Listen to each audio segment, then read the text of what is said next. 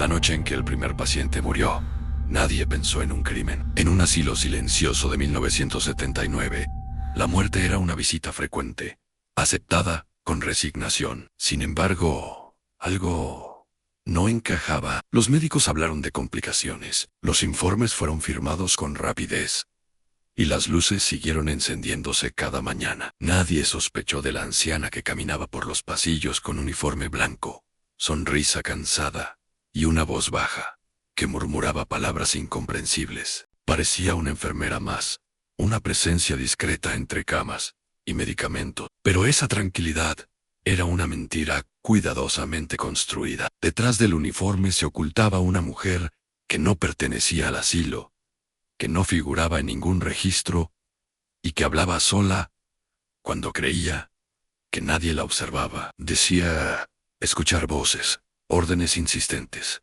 que la empujaban a actuar. Y mientras el personal real se acostumbraba a verla, los pacientes comenzaban a enfermar, uno tras otro, siempre después de recibir una visita nocturna. Hoy vamos a reconstruir una historia real de engaño, descuido y terror silencioso. Si te interesan casos oscuros que revelan cómo el horror puede esconderse en lugares destinados al cuidado, dale like al video y suscríbete al canal para no perderte nuestras próximas investigaciones. Tu apoyo nos permite seguir contando historias que muchos prefieren olvidar. Esta no es una historia de fantasmas ni de leyendas urbanas. Es el relato de cómo una falsa enfermera transformó un asilo en un escenario de muerte, aprovechando la vulnerabilidad de quienes no podían defenderse. Lo que ocurrió en 1979 dejó marcas profundas, y sus consecuencias aún resuenan en quienes sobrevivieron para contar lo sucedido.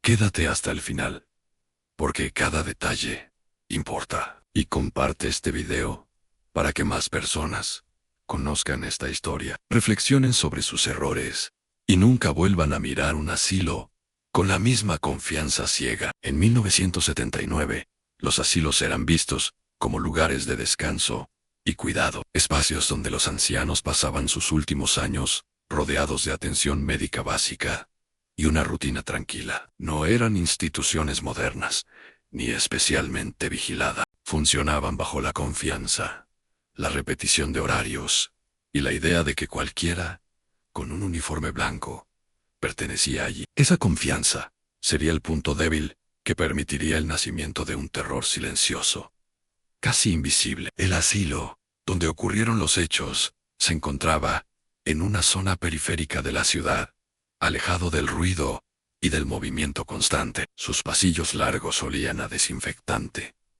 y el sonido más común era el de pasos lentos y tos persistente. Muchos de los pacientes sufrían problemas cognitivos, otros apenas podían comunicarse. Sus palabras, cuando denunciaban algo extraño, rara vez eran tomadas en serio. Ese entorno de vulnerabilidad fue el escenario perfecto para que alguien se moviera sin levantar sospechas. La mujer apareció sin causar impacto. No llegó con dramatismo ni urgencia. Simplemente empezó a ser vista allí. Algunos empleados asumieron que era personal nuevo. Otros pensaron que llevaba años trabajando en turnos distintos. Vestía como enfermera, actuaba como enfermera y se movía con una seguridad inquietante.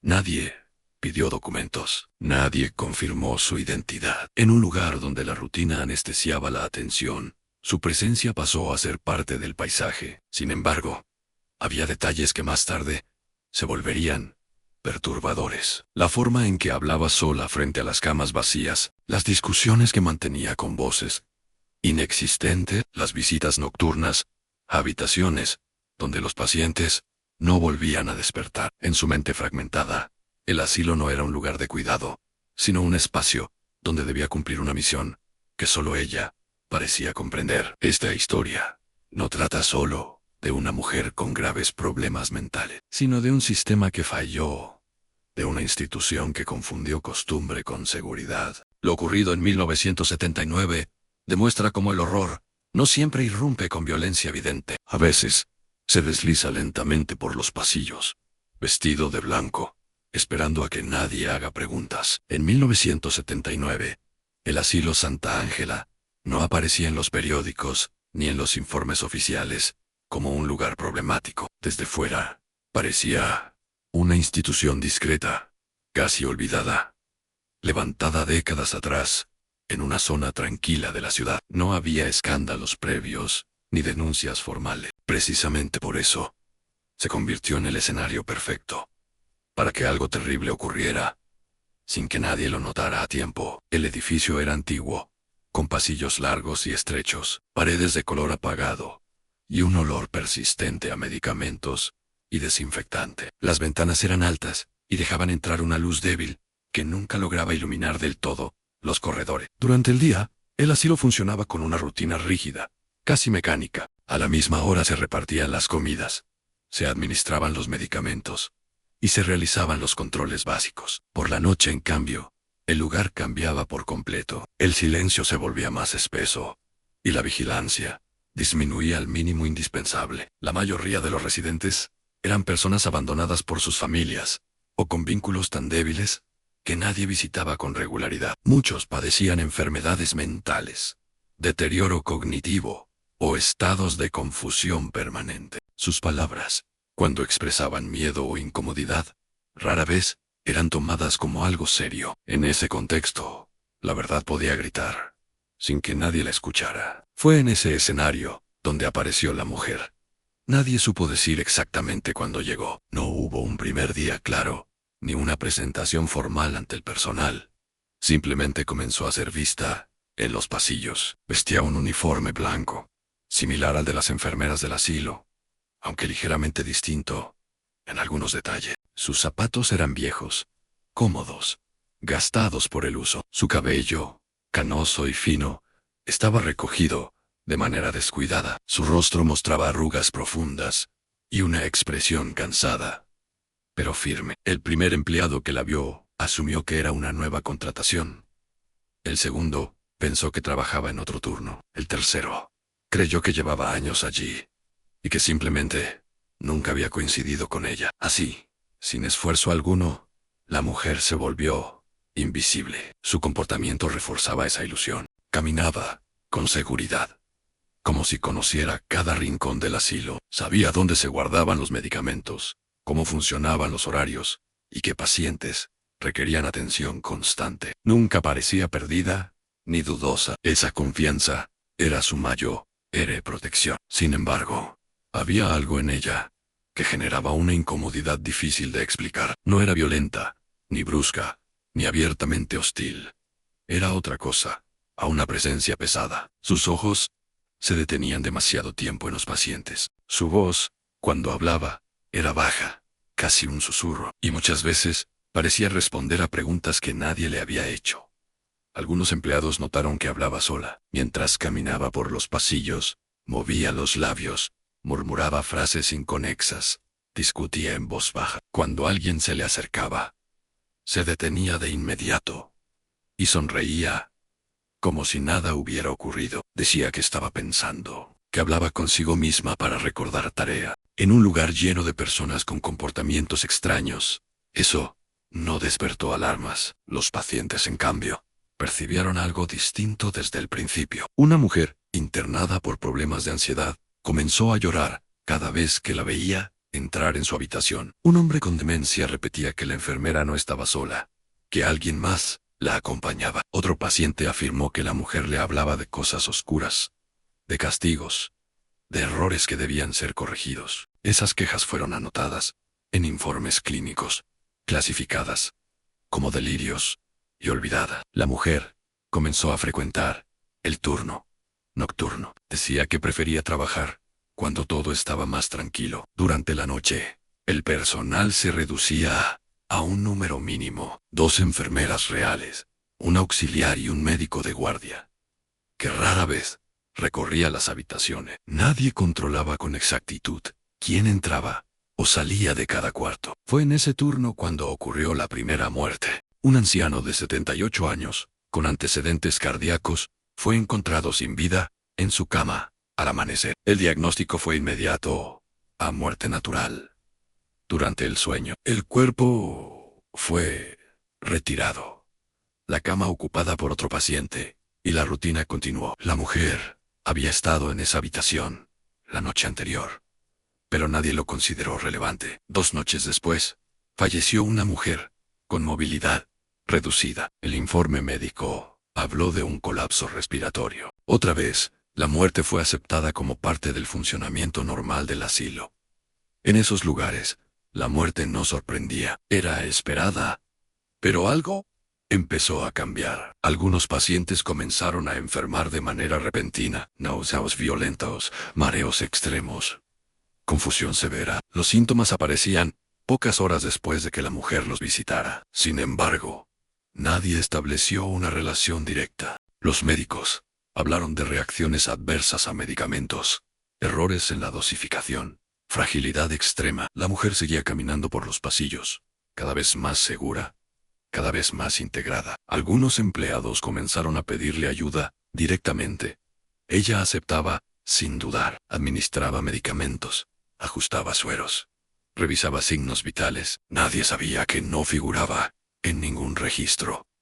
En su mente, la realidad era distinta. La mujer sufría graves trastornos mentales. Escuchaba voces, desde hacía años, voces que la acusaban, que la insultaban, que le daban órdenes. Le decían que aquellas personas estaban sufriendo inútilmente, que el asilo era un lugar de abandono, no de cuidado, que ella tenía una misión. Para ella, no estaba matando, estaba obedeciendo. Durante las noches, hablaba con esas voces frente a las camas. Algunos pacientes despertaban y la veían de pie, murmurando, discutiendo con el vacío. Otros cerraban los ojos, paralizados por el miedo. No podían gritar, no podían huir. Una de las víctimas logró hablar antes de morir. Le dijo a una enfermera real que la mujer le había dado un líquido amargo y le había dicho que ya era hora de descansar.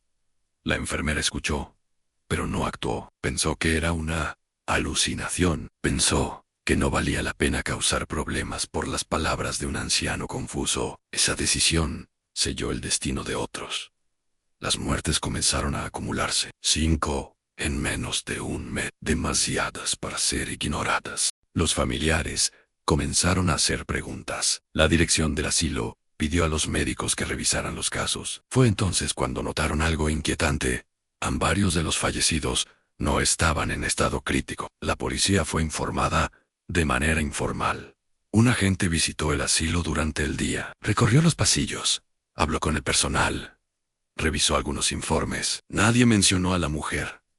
Para todos, ella era parte del lugar. El agente se retiró sin sospechas. Esa misma noche, ocurrió el error que lo cambió todo. Un paciente relativamente joven, internado por una condición neurológica, recibió una sustancia que no estaba prescrita. Entró en crisis, comenzó a convulsionar y a gritar. El ruido alertó al personal. Varias personas acudieron a la habitación y vieron a la mujer saliendo apresuradamente, con el rostro desencajado. Por primera vez, alguien la detuvo. Le preguntaron quién era. Ella respondió con seguridad.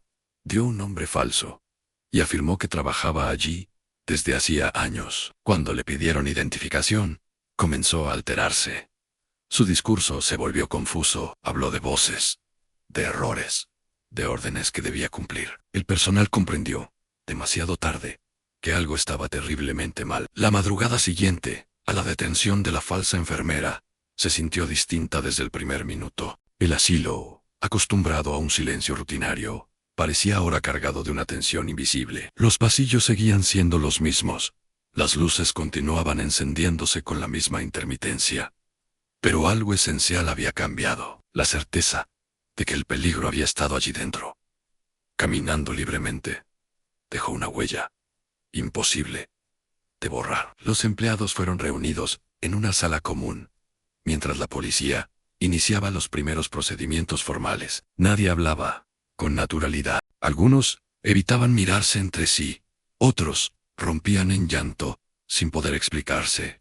La culpa se mezclaba con el miedo. Cada recuerdo reciente se reinterpretaba bajo una nueva luz. Cada saludo, cada cruce en un pasillo, cada turno nocturno compartido con aquella mujer, adquiría ahora un significado perturbador. En la comisaría, la anciana permanecía sentada frente a una mesa metálica. Su postura era relajada, casi serena. No parecía comprender la magnitud de lo ocurrido. Sus labios se movían con lentitud, como si respondiera a alguien que solo ella podía escuchar. Cuando un agente le pidió que guardara silencio, levantó la vista con expresión confundida y dijo que no estaba hablando con ellos. El interrogatorio comenzó de manera formal. Las preguntas básicas no obtuvieron respuestas consistentes. Su nombre cambiaba, su edad variaba, su historia se fragmentaba. En ciertos momentos, parecía completamente lúcida, capaz de describir lugares, horarios y personas con precisión. En otros, se perdía en relatos incoherentes, dominados por las voces que aseguraba escuchar desde hacía años. Contó que aquellas voces no eran nuevas. La acompañaban desde mucho antes del asilo. Al principio, según ella, eran simples murmullos, pensamientos intrusivos, que aparecían en momentos de soledad. Con el tiempo, se volvieron más claras, más autoritarias. Le hablaban del sufrimiento humano, de errores que nadie corregía, de personas que vivían más tiempo del que debían. Le decían que observara, que aprendiera, que esperara. El asilo apareció en su relato como una respuesta inevitable. Dijo que lo había visto desde afuera varias veces antes de entrar. Observó cómo el personal ingresaba sin controles estrictos, cómo los turnos se superponían, cómo bastaba con un uniforme para no despertar preguntas. Comprendió que ese lugar funcionaba por costumbre, no por vigilancia. Vestirse de enfermera fue, para ella, un paso natural. Los investigadores regresaron al asilo con una mirada completamente distinta. Revisaron registros, turnos y testimonios con detalle. Descubrieron que nadie había solicitado documentos a la mujer. Nadie había confirmado su identidad. Cada trabajador asumió que otro se había encargado. La cadena de suposiciones creó el espacio perfecto para el engaño. Los pacientes sobrevivientes comenzaron a ser entrevistados. Muchos no pudieron aportar información clara, pero algunos relatos resultaron estremecedores. Un hombre relató que la mujer se sentaba junto a su cama por las noches y le hablaba de descanso, de terminar con el cansancio acumulado. No lo hacía con violencia. Su tono era suave, casi maternal. Decía que no había que tener miedo. Una mujer recordó haberla visto discutir con alguien invisible dentro de su habitación. Parecía pedir permiso antes de actuar. En una ocasión, le ofreció un vaso con un líquido de sabor extraño. Ella lo rechazó. Días después, supo que otros pacientes que aceptaron algo similar no sobrevivieron. La revisión de los historiales médicos reveló un patrón inquietante. Las víctimas compartían características claras. Eran pacientes con pocas visitas, con vínculos familiares débiles, con diagnósticos que facilitaban justificar un fallecimiento súbito. Sin embargo, muchos de ellos no se encontraban en estado crítico. Sus muertes no habían sido inevitables. Los forenses exhumaron algunos cuerpos con autorización judicial. Los análisis confirmaron la presencia de sustancias tóxicas en concentraciones pequeñas, pero letales para organismos debilitados. No era un solo veneno, sino combinaciones accesibles, difíciles de detectar, sin una búsqueda específica. La mujer había actuado con método. Durante la evaluación psiquiátrica, se confirmó que padecía un trastorno psicótico crónico. Escuchaba voces de manera constante y creía firmemente que tenía una misión asignada. No mostraba remordimiento. Cuando se le hablaba de las muertes, respondía que había evitado sufrimiento. En su lógica distorsionada, había hecho lo correcto. Sin embargo, los especialistas también señalaron algo inquietante. A pesar de su enfermedad, era capaz de planificar, observar y ocultar. Sabía cuándo callar y cuándo hablar. Esa funcionalidad parcial le permitió engañar al personal durante semanas sin levantar sospechas. El caso comenzó a difundirse rápidamente. Los medios hablaron de negligencia, de abandono y de un sistema que falló en proteger a los más vulnerables. Las imágenes del asilo, ahora vacío, se convirtieron en símbolo de un horror silencioso. La opinión pública exigía respuestas. Los familiares de las víctimas se reunieron para exigir explicaciones. Muchos cargaban con una culpa profunda por haber confiado en una institución que no cumplió su función. La idea de que sus seres queridos murieron a manos de una impostora resultaba insoportable. El proceso legal fue largo y frustrante. La mujer fue declarada inimputable y enviada a una institución psiquiátrica de máxima seguridad. Para la ley, no podía ser juzgada como una asesina común. Para las familias, esa decisión no ofrecía consuelo ni cierre. La investigación paralela sobre el asilo reveló fallas graves. No existían protocolos estrictos de control de personal. Los turnos nocturnos carecían de supervisión adecuada. La clausura fue inevitable. El edificio quedó abandonado, marcado por lo ocurrido. Con el paso del tiempo, el caso dejó de ocupar titulares, pero nunca desapareció del todo. Para quienes estuvieron allí, el recuerdo persistió. El sonido de pasos nocturnos, el uniforme blanco, la sensación de haber ignorado señales evidentes. La mujer, internada tras muros altos y puertas cerradas, continuó hablando con las voces. A veces decía que estaban enojadas, otras veces afirmaba que ya no la necesitaban.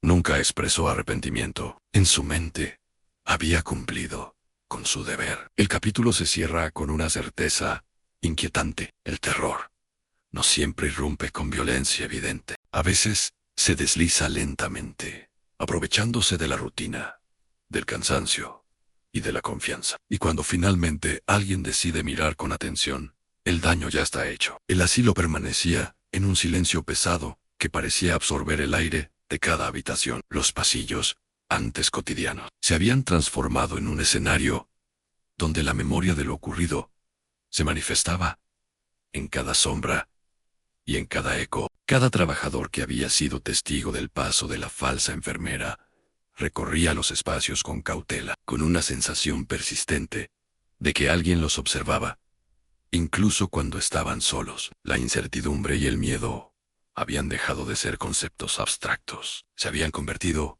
en compañeros constantes. Mientras tanto, la mujer permanecía en la institución psiquiátrica de máxima seguridad, aislada del mundo exterior, pero no de las voces que la acompañaban desde hacía años. Su rutina estaba marcada por la medicación estricta, las visitas de los especialistas y la vigilancia constante. Sin embargo, su mente no estaba enclaustrada. Cada conversación que mantenía con las voces se convertía en un plan, en una estrategia, en una interpretación de un mundo que solo existía para ella. Según sus relatos, las voces le indicaban que su trabajo no había terminado, que debía mantener la atención sobre aquellos que aún podían sufrir sin ser vistos. Los investigadores, por su parte, comenzaron a centrarse en el análisis profundo del asilo, revisando los registros de pacientes, las notas de enfermería y los movimientos del personal.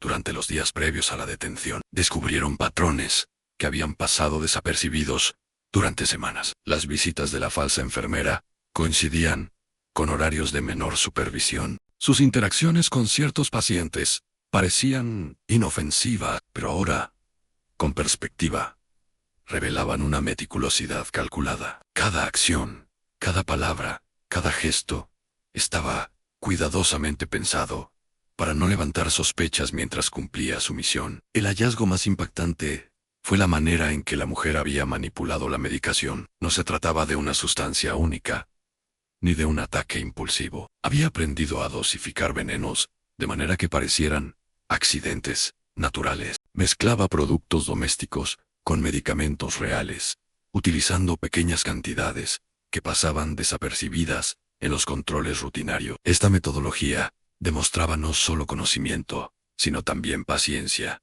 y un cálculo aterrador. No había improvisación, había planificación. Los sobrevivientes comenzaron a relatar sus experiencias con detalle. Un anciano recordó cómo la mujer se sentaba a su lado durante la noche, hablándole con voz suave sobre la inevitabilidad de la muerte y la liberación que ésta representaba. Otra paciente, consciente de su entorno, contó cómo discutía con alguien invisible antes de administrar cualquier sustancia. Esa figura invisible guiaba cada movimiento, según la mujer, confirmando que sus actos eran órdenes de una autoridad superior. En su mente perturbada, cada testimonio pintaba una imagen de control y manipulación. La mujer no actuaba por impulso ni por odio. Su motivación era, desde su perspectiva, un deber moral dictado por las voces. Esto complicaba la comprensión del caso para los investigadores. No se trataba solo de homicidio, se trataba de una mente fragmentada que convertía la bondad percibida en un instrumento de muerte. El análisis forense complementó los relatos. Los cuerpos examinados mostraban rastros de toxinas diversas, en cantidades pequeñas, pero suficientes para causar fallecimientos en pacientes debilitados. La combinación de sustancias era meticulosa y variada, lo que indicaba que la mujer no solo entendía cómo administrar dosis letales, sino también cómo evitar patrones que delataran un método uniforme. Cada muerte estaba diseñada para parecer natural, cada síntoma cuidadosamente estudiado. La institución psiquiátrica donde permanecía la mujer elaboró un perfil detallado de su estado mental. Confirmaron que padecía psicosis crónica, con delirios de emisión y alucinaciones auditivas persistentes. Sin embargo, también destacaron su capacidad para planificar y ocultar sus actos, lo que la hacía extremadamente peligrosa. La combinación de enfermedad mental grave con habilidades funcionales parciales fue considerada única y altamente preocupante. El impacto social del caso se extendió rápidamente. La prensa local y nacional cubrió cada detalle, desde la metodología hasta la negligencia institucional que permitió los crímenes. Los titulares reflejaban horror, indignación y preguntas sobre la seguridad de otros centros de atención a personas vulnerables. La opinión pública exigía responsabilidades y medidas inmediatas para prevenir que algo así volviera a suceder. Los familiares de las víctimas también tomaron un papel activo en la narrativa pública. Sus testimonios fueron desgarradores. Relataban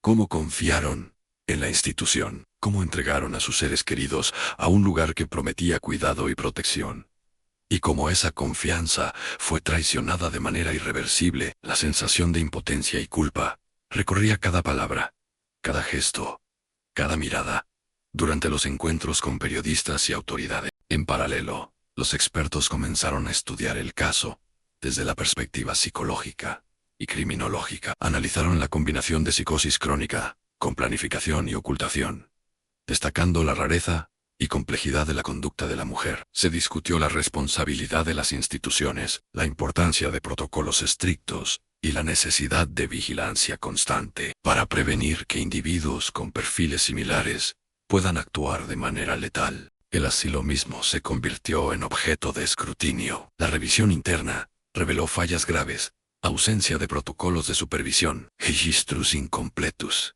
falta de control sobre el personal, turnos nocturnos sin supervisión adecuada. Cada hallazgo confirmaba cómo la estructura institucional había creado un entorno propicio para los crímenes. Eventualmente, la clausura fue inevitable. El edificio quedó vacío, como un recordatorio silencioso de lo que ocurrió dentro de sus muros. Mientras tanto, la mujer continuaba sus conversaciones con las voces. A veces lloraba, otras sonreía, relataba planes futuros, estrategias imaginarias y la sensación de cumplimiento de su deber. Nunca pidió perdón, nunca mostró arrepentimiento. Para ella, todo lo que había hecho tenía sentido y estaba justificado por la misión que percibía en su mente. La conclusión de esta fase de investigación dejó lecciones dolorosas y profundas. Muchos presentaron secuelas de estrés, ansiedad y desconfianza hacia cualquier institución médica o de cuidado. La sociedad en su conjunto tuvo que enfrentarse a la posibilidad de que lugares considerados seguros podían convertirse en espacios de peligro absoluto. Este capítulo también reveló la profundidad del engaño. La mujer no solo actuó físicamente, manipuló emociones, expectativas y percepciones. Los pacientes más vulnerables fueron víctimas de un sistema que falló en múltiples niveles, amplificando el efecto de sus crímenes. La combinación de su enfermedad mental con la ausencia de protocolos adecuados permitió que el horror se desarrollara lentamente, con precisión y sin ser detectado. Finalmente, los expertos concluyeron que este caso cambiaría la manera en que se manejan instituciones similares. La prevención se volvió prioridad absoluta. Las normativas se reforzaron, los controles se hicieron más estrictos, y la conciencia sobre la vigilancia de personal con perfiles inestables se convirtió en tema central de debate público y académico. El capítulo 3 termina con una reflexión sombría. innecesaria. El mal puede infiltrarse silencioso, disfrazado de cuidado, y permanecer invisible hasta que las consecuencias sean irreversibles. La falsa enfermera ya no camina por los pasillos, pero sus actos siguen resonando, recordando a todos que la atención, la vigilancia y la prudencia son las únicas barreras frente a la tragedia. El asilo clausurado permanecía en silencio, pero un silencio cargado de recuerdos imposibles de ignorar. Cada pasillo, cada habitación y cada rincón parecía guardar las memorias de lo ocurrido durante aquellos meses de terror silencioso. Las camas alineadas, los carros de medicación abandonados y los muebles intactos daban la impresión de que todo aguardaba que alguien regresara, como si el tiempo no hubiera avanzado dentro de esos muros. Sin embargo, nadie volvía, y la sensación de presencia persistente se filtraba en cada espacio, provocando escalofríos en quienes se acercaban al edificio. Los investigadores no descansaban. Cada registro, cada nota de enfermería y cada informe de turnos era examinado con minuciosa atención. Se descubrieron inconsistencias alarmantes, horarios que coincidían con las visitas de la mujer, pacientes que habían recibido medicación en momentos inusuales y registros de control que parecían haber sido manipulados o incompletos. Todo apuntaba a que la tragedia había sido posible por una combinación de negligencia y planificación meticulosa. Los testimonios de los sobrevivientes eran desgarradores. Relataban cómo la mujer parecía leer sus pensamientos, anticipar sus movimientos y manipular sus emociones. Un paciente recordó que en plena noche la escuchó decir: ellos no entenderán, pero yo sí sé lo que necesitan. Su tono era dulce y maternal, pero las palabras transmitían control absoluto y juicio sobre la vida y la muerte de cada persona. Otra paciente describió cómo la mujer consultaba a alguien invisible antes de administrar cualquier sustancia, y cómo ese comportamiento parecía una aprobación de un poder superior en su mente perturbada. La revisión forense de los cuerpos confirmó lo que los relatos sugerían: la administración de pequeñas dosis de sustancias tóxicas, cuidadosamente dosificados, causó muertes aparentemente naturales. La mujer no actuaba por impulso ni por odio. Sus actos eran deliberados, medidos y estudiados, aprovechando la fragilidad de los pacientes para garantizar que sus acciones pasaran desapercibidas. Cada muerte estaba diseñada para parecer natural, y cada síntoma inducido, cuidadosamente calculado. La evaluación psicológica de la mujer reveló un cuadro complejo. Padecía psicosis crónica, con delirios de misión y alucinaciones auditivas persistentes, pero también mostraba capacidad para planificar, observar y ocultar sus actos. Esta combinación de enfermedad mental grave y lucidez funcional la hacía extremadamente peligrosa y difícil de comprender. Para los especialistas, su capacidad de manipulación y control fue descrita como excepcionalmente rara. Mientras tanto, los familiares de las víctimas comenzaban a compartir sus experiencias públicamente. Relataban cómo confiaron en la institución y cómo la traición de esa confianza dejó heridas profundas. La sensación de impotencia, culpa y miedo se reflejaba en cada testimonio, y muchos presentaban secuelas de estrés, ansiedad y desconfianza hacia cualquier entorno médico o de cuidado. La historia de la falsa enfermera se convirtió en un recordatorio de que incluso lugares considerados seguros podían albergar un peligro invisible. La cobertura mediática amplificó el impacto del caso. Los titulares hablaban de negligencia, fallas institucionales y de la extraordinaria manipulación psicológica de la mujer. Expertos en psicología y criminología debatían sobre cómo alguien con trastorno mental grave podía operar con tanta precisión y meticulosidad, y qué medidas deberían implementarse para prevenir tragedias similares en el futuro. El caso se convirtió en un referente para la seguridad en instituciones de cuidado. Dentro de la institución psiquiátrica, la mujer continuaba sus conversaciones con las voces. Relataba planes que ya no podía ejecutar, estrategias imaginarias y la sensación de haber cumplido con su misión. A veces reía, otras lloraba, pero nunca expresó arrepentimiento. Para ella, cada acción estaba justificada, y cada vida tomada tenía un propósito definido por las voces. Los psiquiatras mantenían vigilancia constante, conscientes de que su mente era un instrumento peligroso, aunque limitado físicamente. El hallazgo de diarios personales y registros ocultos reveló la meticulosidad de la mujer. Documentaba cada visita, cada interacción y cada combinación de sustancias utilizada. Su precisión mostraba que, aunque su mente estaba fragmentada, su capacidad para organizar información y planificar era extraordinaria. Cada detalle apuntaba a que los crímenes no fueron impulsivos, sino cuidadosamente diseñados y ejecutados. Los sobrevivientes proporcionaron detalles que, a primera vista, parecían insignificantes, pero que adquirieron relevancia con la investigación. La manera en que ajustaba la medicación, cómo observaba las reacciones de cada paciente, incluso cómo caminaba por los pasillos, demostraba un conocimiento profundo del comportamiento humano y del entorno institucional. Cada movimiento estaba calculado para minimizar la atención y maximizar el impacto de sus acciones. El análisis del impacto psicológico del caso reveló que la presencia de la mujer afectó tanto a pacientes como al personal. La sensación de vigilancia constante, la manipulación emocional y la incertidumbre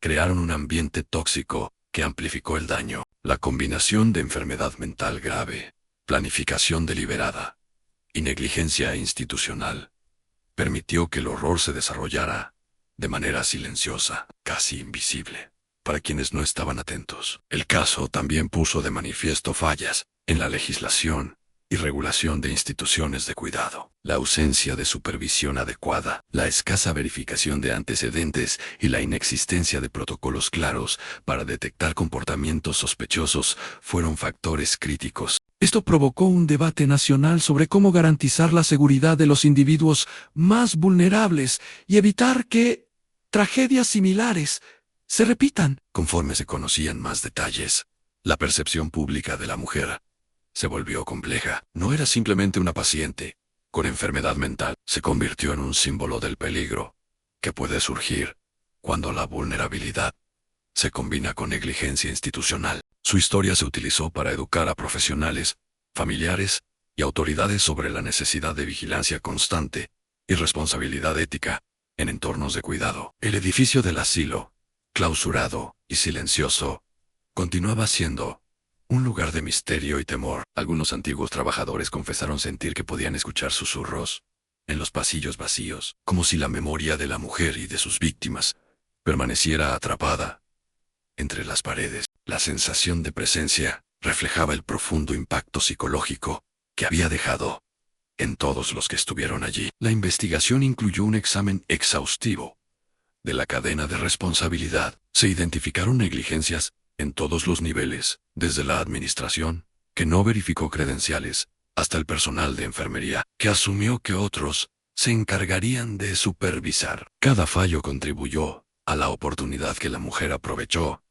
para ejecutar sus crímenes. La convergencia de estos factores hizo posible que ocurrieran los eventos sin ser detectados por semana. Finalmente, los expertos concluyeron que la combinación de psicosis crónica, planificación meticulosa, manipulación psicológica y negligencia institucional creó un escenario de terror silencioso que afectó a todos los involucrados de manera irreversible. Ninguno de los elementos, por sí solo, habría sido suficiente. Su convergencia hizo del caso algo único en su clase. El asilo seguía clausurado, sus muros vacíos pero impregnados de recuerdos de sufrimiento y miedo. A pesar de la ausencia física de la falsa enfermera, su presencia continuaba flotando en cada habitación, en cada pasillo, y en la memoria de quienes habían sobrevivido. Los objetos cotidianos permanecían intactos, como testigos silenciosos de los eventos que habían transformado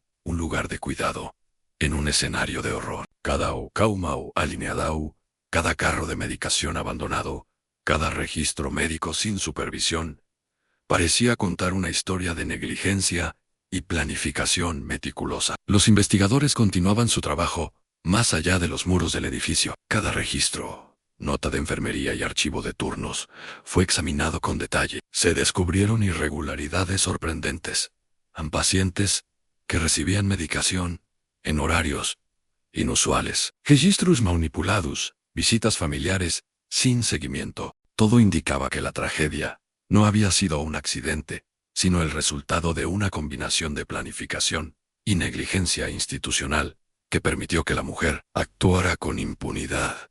Durante semanas, los sobrevivientes compartían relatos desgarradores. Recordaban cómo la mujer parecía anticipar sus movimientos y emociones, cómo parecía leer sus pensamientos y manipularlos para lograr sus objetivos. Un paciente relató que la escuchaba hablar sola, dirigiéndose a alguien invisible.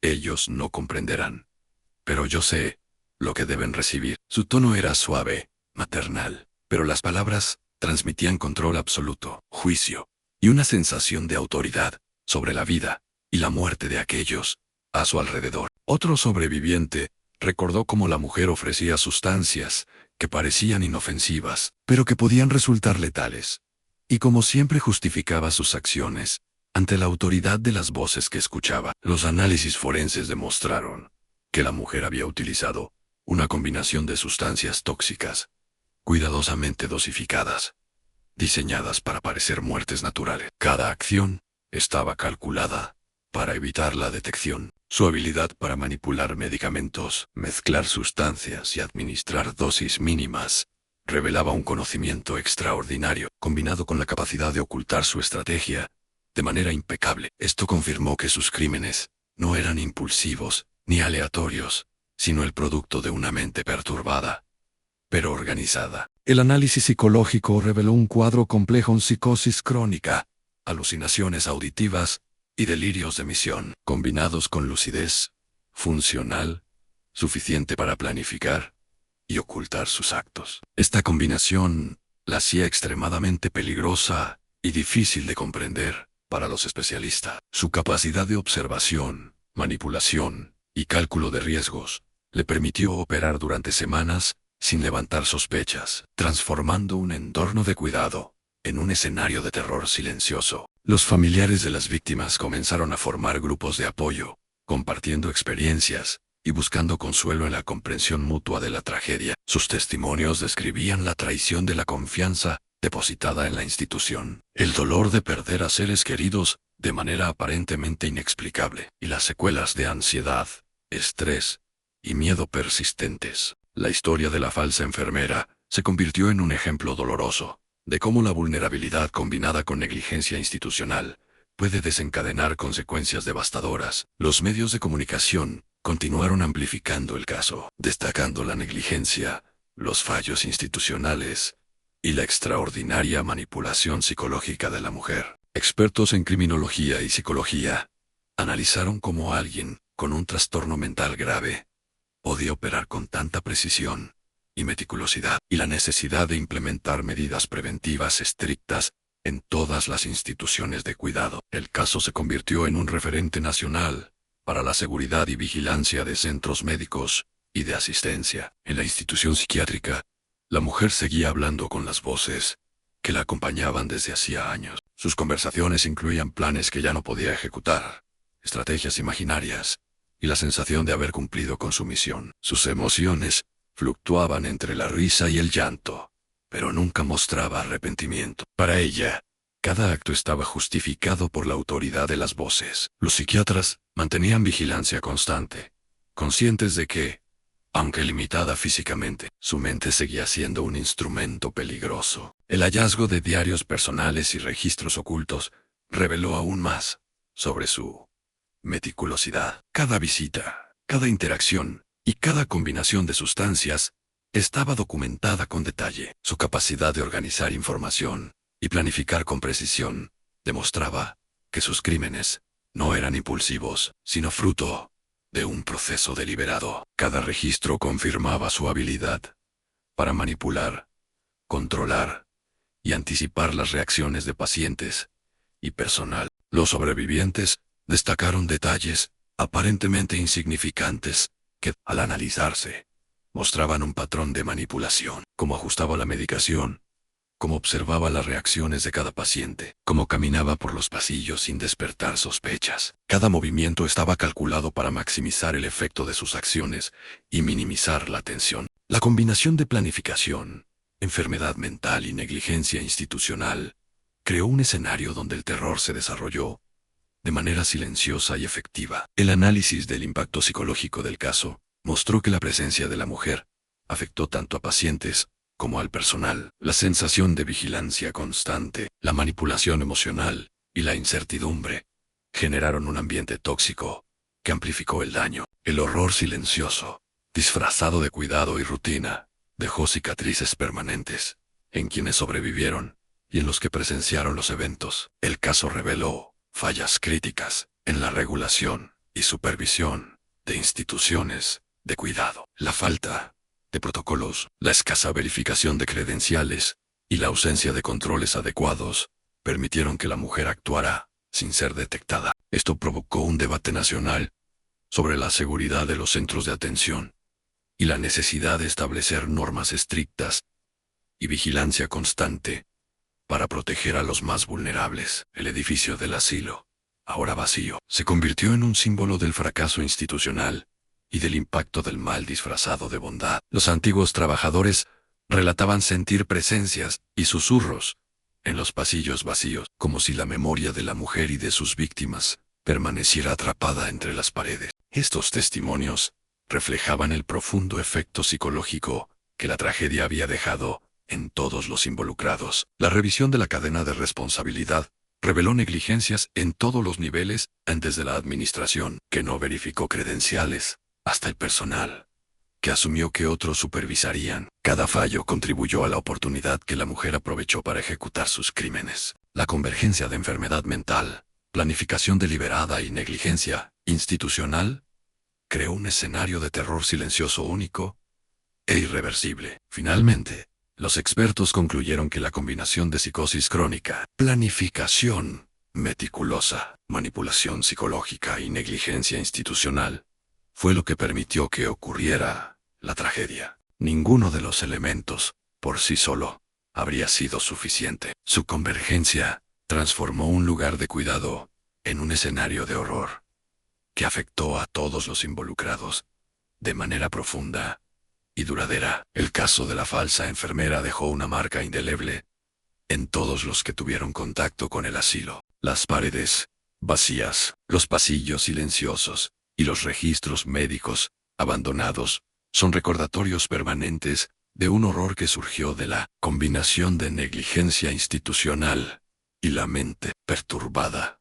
de una mujer que transformó un lugar de cuidado en un escenario mortal. Las voces que escuchaba, los planes meticulosos y su capacidad para manipular tanto a pacientes como a personal revelan la complejidad y profundidad de su locura, y como ésta se convirtió en un instrumento de muerte silenciosa. Los sobrevivientes y familiares de las víctimas continúan cargando con las secuelas de lo ocurrido. La desconfianza, la ansiedad y el miedo persistente son testamentos del impacto psicológico que un individuo puede generar cuando las estructuras diseñadas para proteger fallan. Este caso también evidenció la importancia de protocolos estrictos, verificación de credenciales y supervisión constante, enseñanzas que se volvieron esenciales para prevenir futuras tragedias en instituciones de cuidado alrededor del mundo. El legado de la falsa enfermera no solo reside en sus crímenes, sino también en la conciencia que despertó sobre la vulnerabilidad de quienes dependen de otros para su protección. La tragedia demostró que el mal puede infiltrarse de manera silenciosa, disfrazado de cuidado y rutina, y que la atención, vigilancia y responsabilidad ética son las únicas barreras reales contra el horror. Si este relato te impactó y quieres conocer más historias de misterio, investigación y terror, no olvides darle like a este video, suscribirte al canal y activar la campanita de notificaciones para no perderte ninguna de nuestras investigaciones. Comparte este video con tus amigos y familiares que aman los relatos oscuros y macabros, y acompáñanos en nuestro viaje por los casos más inquietantes que la historia nos ha dejado. Recuerda, el terror a veces está más cerca de lo que creemos, y conocer estas historias nos ayuda a entender la fragilidad del mundo que nos rodea. Mantente atento, porque la próxima historia puede sorprenderte aún más.